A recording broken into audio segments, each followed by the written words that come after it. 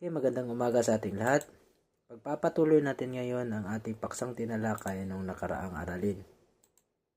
Ito pa rin ang ating paksang tatalakayin, ang lokasyon at katangiang at pisikal na katangian ng Timog Silangang Asya. Epekto ng katangiang pisikal ng Timog Silangang Asya sa pamumuhay ng mga tao. So tapos na nating tinalakay ang lokasyon. Lokasyon ng Timog Silangang Asya kung saan ito matatagpuan. So, ating tatalakayin ngayon is ang pisikal na katangian ng Timog Silangang Asya at epekto ng pisikal na katangiang ito sa Timog Silangang Asya sa pamumuhay ng mga tao. So, meron akong ipapakitang larawan sa inyo. Ano ang napapansin ninyo itong larawan na to? Ang larawang ito ay tungkol sa mga bulkan na madalas matagpuan sa Timog Silangang Asya, lalong-lalo na dito sa Pilipinas. At pangalawang larawan naman, itong larawang ito.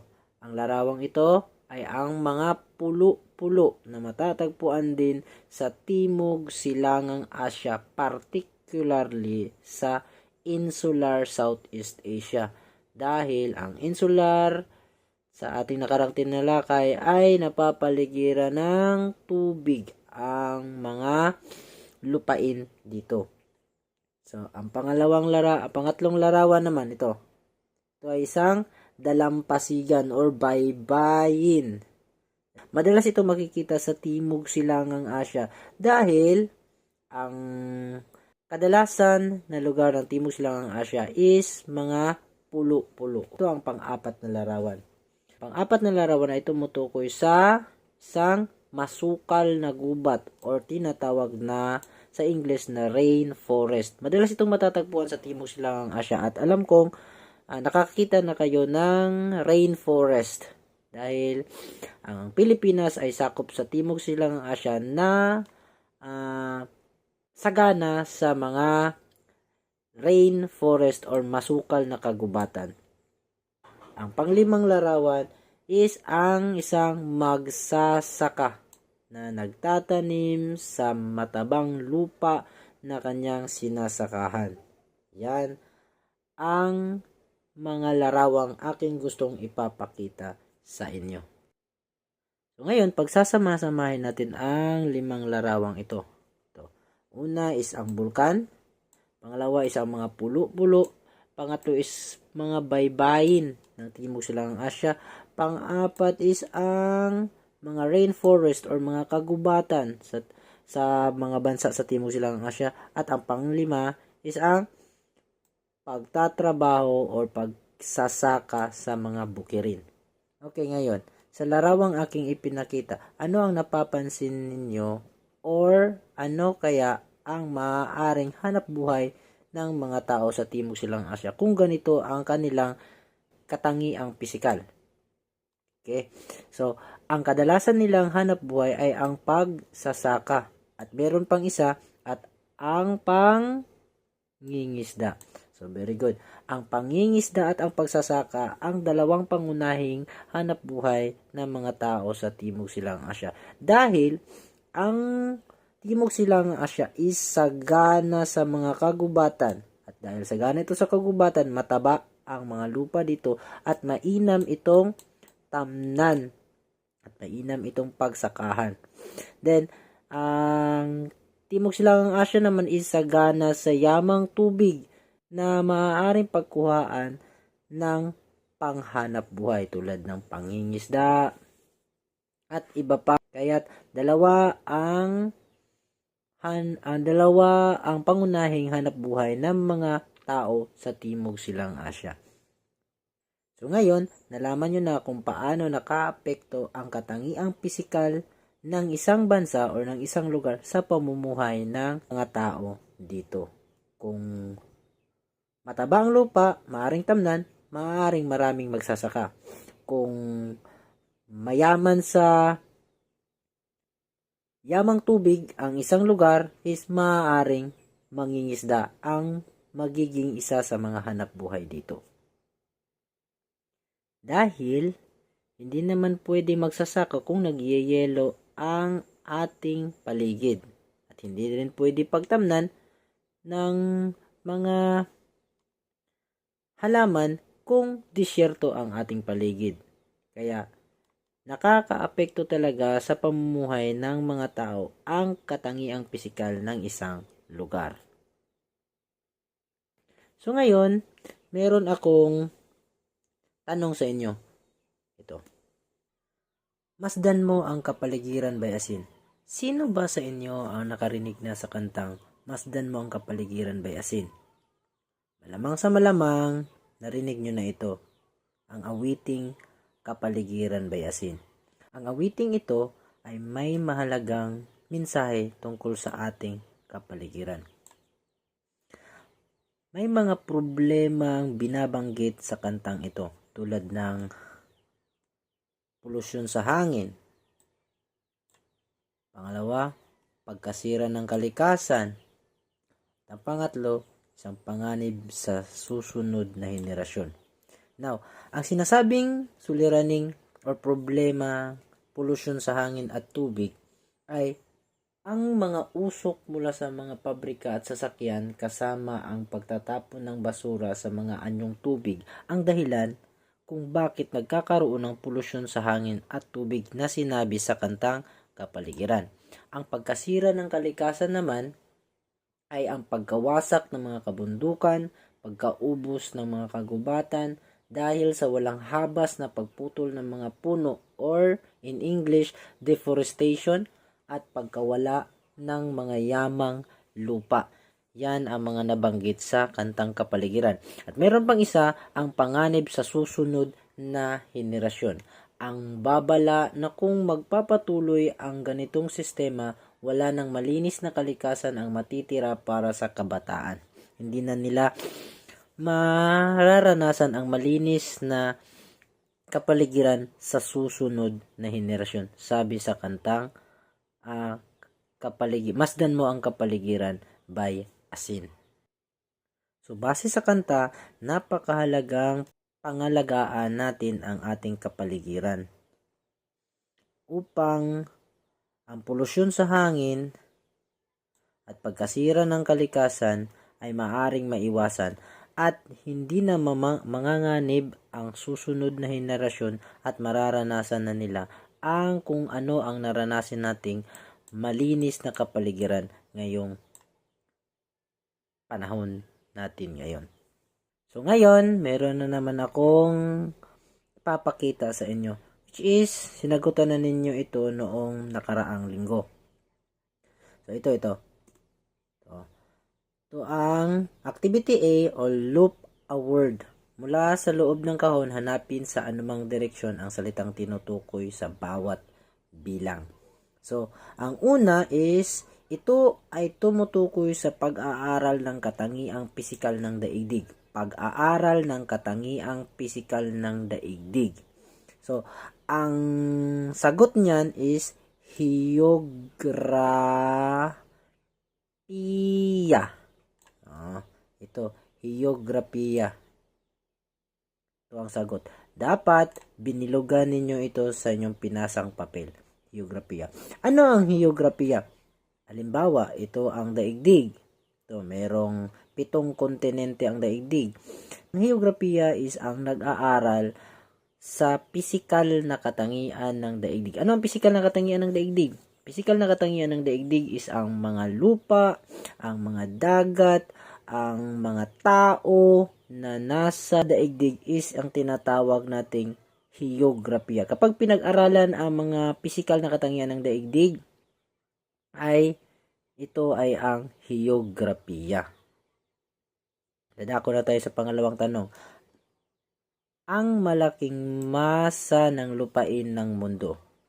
So, malaking masa ng lupain ng mundo. Ano ang tawag daw sa malaking masa ng lupain ng mundo?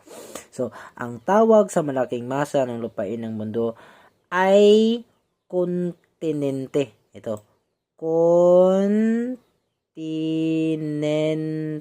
Dapat binilugan ninyo iyan. Kontinente. Yan ang sagot sa pangalawang tanong. Malaking masang masa ng lupain ng mundo. Ito ang kontinente. So, sa ating mundo, meron tayong 7 kontinente: North America, South America, Europe, Africa, Antarctica, Asia, at Australia. Yan ang mga malalaking masa ng lupain ng mundo. Pangatlo.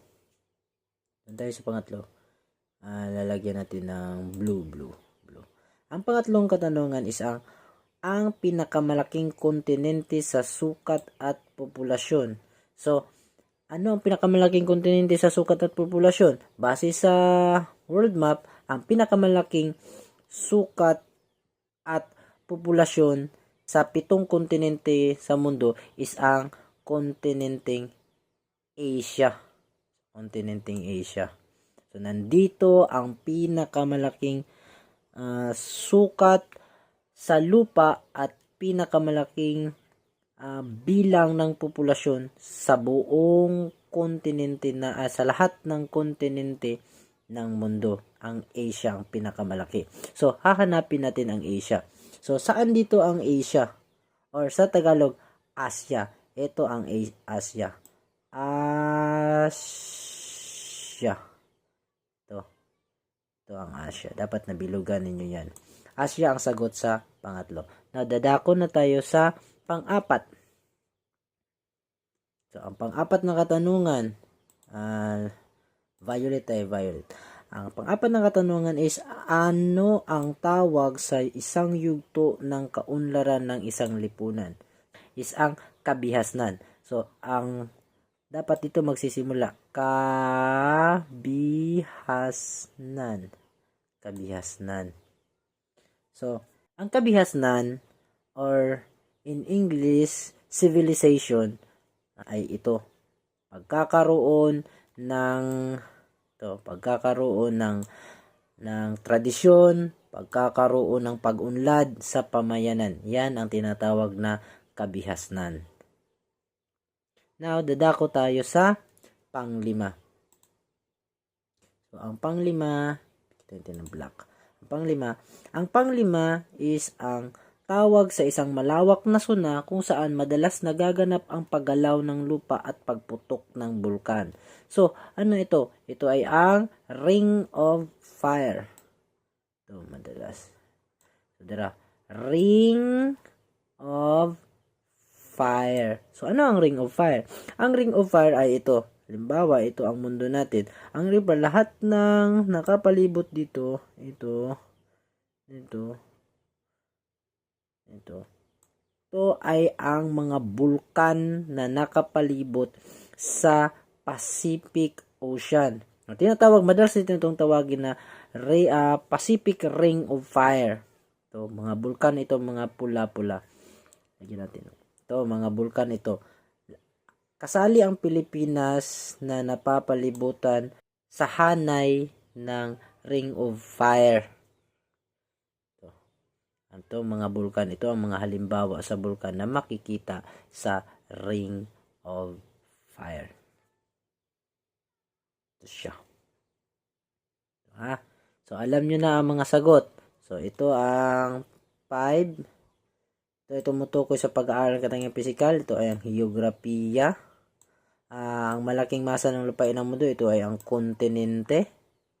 Ang pinakamalaking kontinente sa sukat at populasyon, ito ay ang Asia. Ang tawag sa isang yugto na kung saan ang kaunlaran, kabihasnan. Ito ay ang kabihasnan. At ang tawag sa isang malawak na suna kung saan madalas nagaganap ang paggalaw ng lupa at pagputok ng bulkan, is ang tawag na Ring of Fire. So, ganyan yan. So, dadako na tayo sa pangalawang gawain. Ito ay ang B, talasalitaan. Pagtambalin ang mga salita sa hanay A sa kanilang kahulugan sa hanay B. So, ito sila. So, ang una is biodiversity. So, ano ang biodiversity? Ang biodiversity ay ang answer is letter B. So, congrats sa mga nakasagot ng tama. So, ang biodiversity ay ang pagkakaiba-iba at katangi-tangian nyo ng lahat ng buhay na bumubuo sa natural na kalikasan. Ito ang tinatawag na biodiversity. ang pagkakaroon ng iba't ibang uri ng hayop at iba't ibang uri ng halaman sa buong mundo ay tinatawag na biodiversity. Okay. Bakit importante ang biodiversity? Upang magkakaroon ng balanse sa kalikasan. Yan ang pinaka-importanting gampanin ng biodiversity sa ating kalikasan or sa ating mundo. So, pangalawa, ito ay ang siltation. So, ang siltation, ang sagot sa siltation is ang ito, letter C. Letter C. So, ang siltation ay parami at padagdag na deposito ng banlik na dala ng umaagos na tubig sa isang lugar. Okay. Banlik means sediment. Ito ang siltation nito. Itong mga lupang ito na dinadala ng agos ng tubig na galing yan sa bukid. Bakit ito pumunta sa, diba? Dahil nagkakaroon ng soil erosion sa bukid at dinadala ng tubig pababa. Ito ang tinatawag na siltation. Ito mga lupang dinala ng tubig galing sa taas ng bundok. Siltation. Then, pangatlo, ito ay ang red tide. So, ano ang red tide? Ang red tide ay ito, letter E. Letter E ang red tide. So, letter E, ito ay sanhi ng dinoflagellates na lumulutang sa ibabaw ng dagat. Okay, mga dinoflagellates na lumulutang sa ibabaw ng dagat. Kaya, kapag kinain ito ng isda, mamamatay ang isda at bawal itong kainin dahil pwede kang mamatay, pwede kang magka-diarrhea. Sa madaling salita, pwede kang mamatay kapag kinain mo ang mga isdang namatay dahil sa pagkain ng mga dinoflagellates or mga algae na nasa ibabaw ng dagat. Kaya, nabubuo ang red tide. Pang-apat is ang global climate change. So, ang global climate change ay ang ito, letter A. Ang letter A is pagbabagong pandaigdigan o rehiyon na klima na maaaring dulot ng likas na pagbabago o ng mga gawain ng tao. So, ito ang global climate change. So, ang global climate change ay maaaring gawa ito ng likas na gawain or natural na gawain at madalas nagkakaroon ng global climate change dahil din sa gawain ng tao. Halimbawa, ang pagsusunog, mga usok sa pabrika, mga usok sa mga motor, mga usok sa mga sasakyan, maaring sanhi ng global climate change. Ito ang pagkakaroon ng mainit na panahon. Then next is ang number 5 is ang ozone layer. So, ano ang ozone layer? Ang ozone layer, ang answer sa ozone layer is ito, letter D. So, letter D na. Ito ay isang susun sa stratosphere na naglalaman ng maraming konsentrasyon ng ozone. Ito, muna siya ang ozone. So, ito ang ozone. So, ito ang layer ng atmosphere. So, ang pinakaibabaw na atmosphere is tinatawag na exosphere. Ang pangalawa is ang thermosphere. Ang pangatlo is ang mesosphere. Ang malapit na, ang pang-apat is ang stratosphere at ang pinakamababa is ang troposphere. Ito. Troposphere. Ito. Exosphere, troposphere. Makikita ang ozone layer sa stratosphere. Ito, sa stratosphere. Ang atmosphere na maaari nating maabot is ang troposphere. Ito, ang troposphere. Troposphere ang tawag niyan. So, lahat ng ito is atmosphere, layer ng atmosphere. So, troposphere, then stratosphere. Sa stratosphere, makikita ang ozone layer. Ang mga lumilipad na balloon at lumilipad na na mga eroplano ay dito lang yan sa troposphere sila lumilipad. Hindi yan pwedeng lumagpas sa stratosphere. Ang mga jet plane, maaari silang lumagpas sa stratosphere. Ang mga bulalakaw at ang radiation na galing sa araw is sa mesosphere pa lang maaari na silang matunaw. Then, ang mga, nung tawag dito, ang mga satellite is sa thermosphere sila lumulutang. Exobase, meron tayong exobase at exosphere dito na labas na sa atmosphere ng daigdig. Ito. So, ang ozone layer, ang ozone layer ay parte ng stratosphere. So, okay, naintindihan nyo na. So, meron tayong, okay, that's all for the day. So, meron tayong next activity. Ito yung next activity. Performance ito, performance. Ito yung gagawin. Gumawa ng video tungkol sa iyong natutunan mula sa unang talakayan hanggang sa talakayan ngayong araw na ito. So, ipasa ninyo na 1 minute lang, 60 seconds lang, ipasa nyo na sa kuha kung ano ang inyong mga natutunan mula sa unang talakayan hanggang sa talakayan ngayong araw. Video ito, video. Isa-isa dapat. Dili grupo, kundi isa-isa. So, performance task ninyo na. Pasa ninyo na. Domingo, last day, Domingo. Okay. Thank you and goodbye.